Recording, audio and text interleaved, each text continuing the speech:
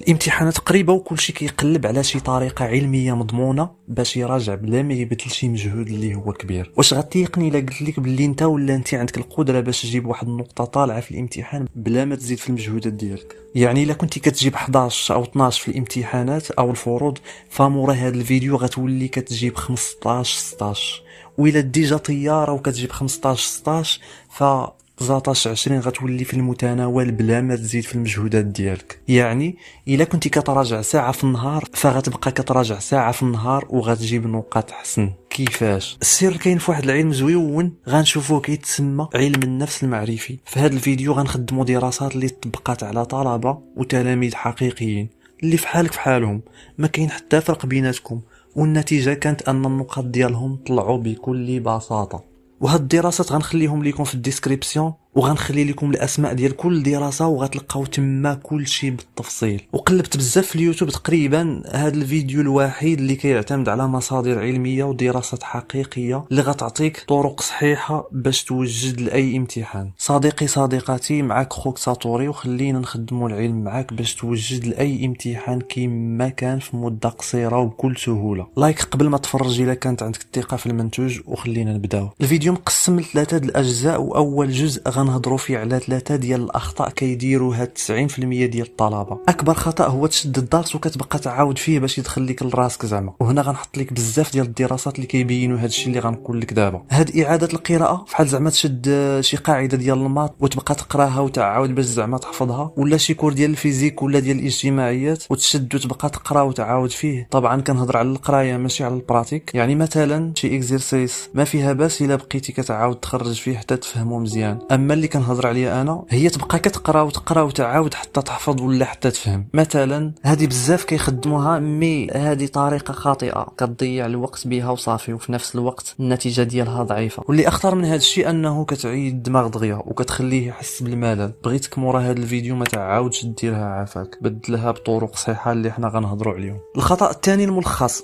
عارف شي وحدين غتجيهم الصدمه ملي غيسمعوا هذه المعلومه، ولكن راه بصح. واي واحد خاصو يبعد على هذه اللعيبه ديال انه يبقى يدير ملخص للدرس باش يراجعوا. الدراسات لقاو صعوبه باش يعرفوا الفاعليه ديال هذه التقنيه، بحكم انه كاين واحد الفرق بين الملخص ديال كل طالب وطالب اخر. ولكن الدكتور دونلوسكي ما قصرش من هذه الجهه ودار شي دراسات على طلبه مختلفين. كانت النتيجه انه كاين واحد الفئه قليله اللي فريمون كتعرف دير الملخص، والاغلبيه ديال الطلاب ما كيعرفوش. واذا بغيتي تتعلم خاصك تاخذ واحد الوقت كبير ومجهود كبير باش تتعلم دير ملخص. يعني هاد الطريقه خاصك تكون ديجا كتعرف دير ملخص عاد باش تقدر تستافد منها، والا فهي غتخرج عليك وصافي.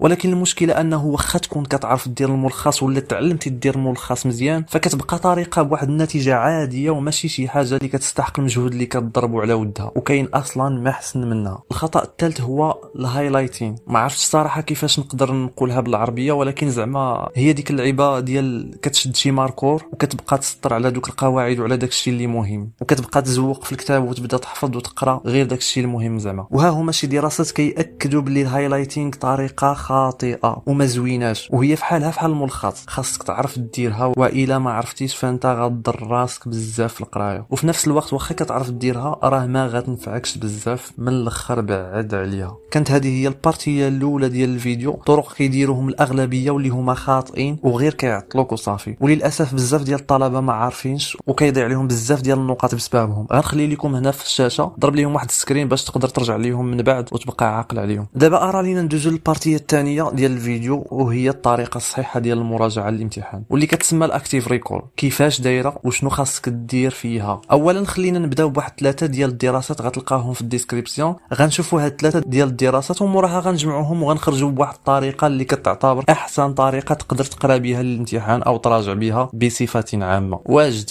يلا خلينا نبداو. شنو داروا في هاد الدراسات؟ اول دراسه شدوا فيها واحد المجموعه ديال الطلبه وبداو كيقريوهم، وفي الاخر ديال السيمانه كيديروا لهم امتحان، يعني واحد تيست. وشدوا جروب اخر وقراوهم نفس الدروس بنفس الطريقه، ولكن اللي مبدل في الجروب الثاني انه في الاخر ديال كل جلسه ديال الدراسه كانوا كيعطيهم بحال واحد الامتحان صغيور كيديروه. الفرق ان المجموعه الثانيه جابت اكثر من المجموعه الاولى بنسبه ديال 15%. الفرق الوحيد هو اختبار صغير ديال 10 دقائق في الاخر ديال كل جلسه دراسيه. يعني الا كنتي كتجيب دابا انت ولا انت 13 في الامتحان غتولي تجيب 15، والا كنتي كتجيب 15 غتولي تجيب 17 25، 20 تقريبا بكل بساطه.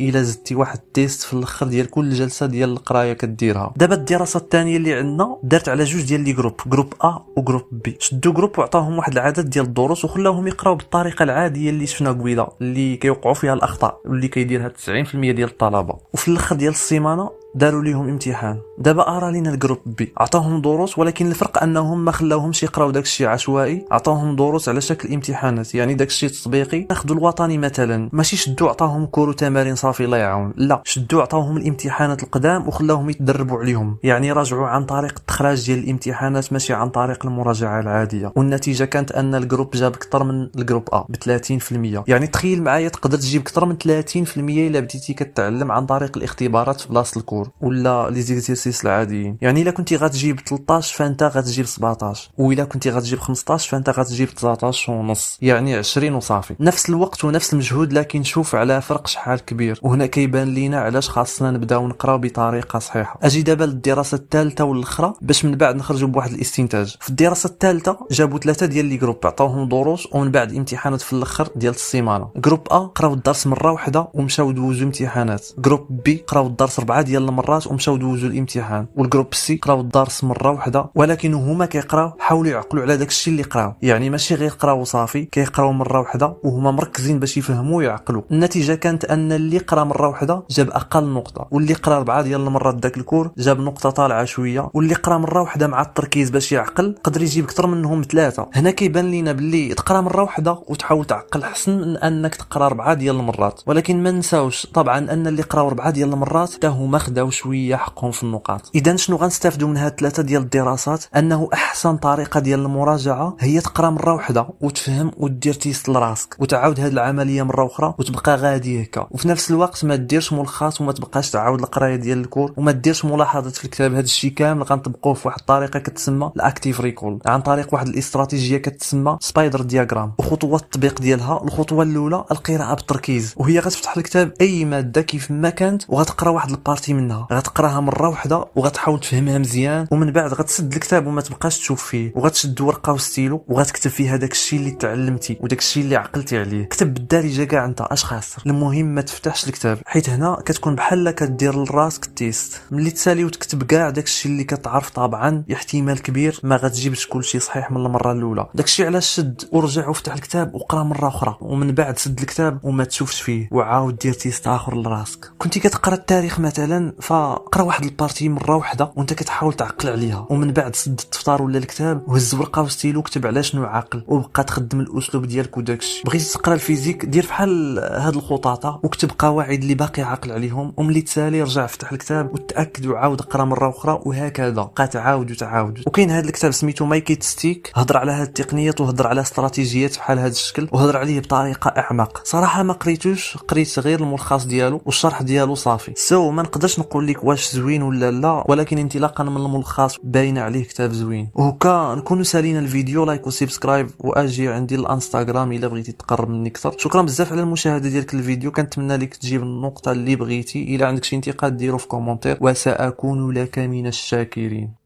تهلاو.